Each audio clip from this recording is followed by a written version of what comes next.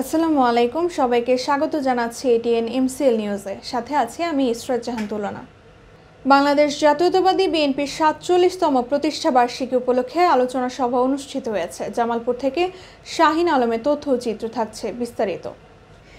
জামালপুর জেলা স্বেচ্ছাসেবক দলের সাবেক সাধারণ সম্পাদক, জেলা বিএনপির সাবেক স্বেচ্ছাসেবক বিষয়ক সম্পাদক মনোয়ারুল ইসলাম কর্নেলের আয়োজনে বাংলাদেশের জাতীয়তাবাদী দল বিএনপির ৪৭তম প্রতিষ্ঠাবার্ষিকী উপলক্ষে আলোচনা সভা অনুষ্ঠিত হয়েছে।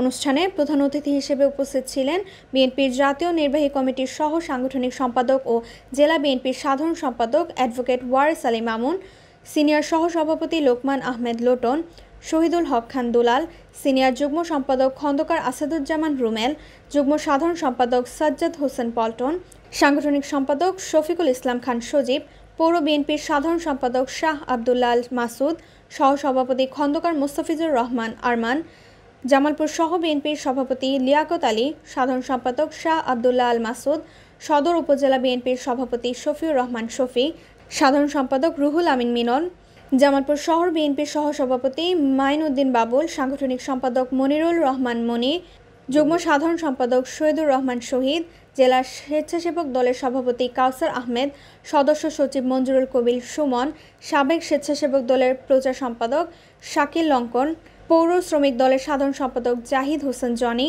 কাজল মিয়া, শাখাওত হোসেন সহ জেলা বিএনপি এবং অঙ্গ ও সহযোগী সংগঠনের নেতৃবৃন্দ এ সময় উপস্থিত ছিলেন। মানুষের অধিকার হরণ করা হয়েছে, তখনই জাতীয়তাবাদী দলের নেতৃত্বে যারা সবসময়ে চরিত্র হারায় না, যারা সবসময়ে পালিয়ে যায় না, তারা বাংলাদেশ জাতীয়তাবাদী দলের নেতা করবে না। সাবেক সভাপতি সদস্য কাউসার আজম সাহেব, আমাদের মাধবপুর জেলা বিএনপির কোষাধ্যক্ষ রফিকুল ইসলাম সুমন বাবুকে বক্তব্য রাখার অনুরোধ করি।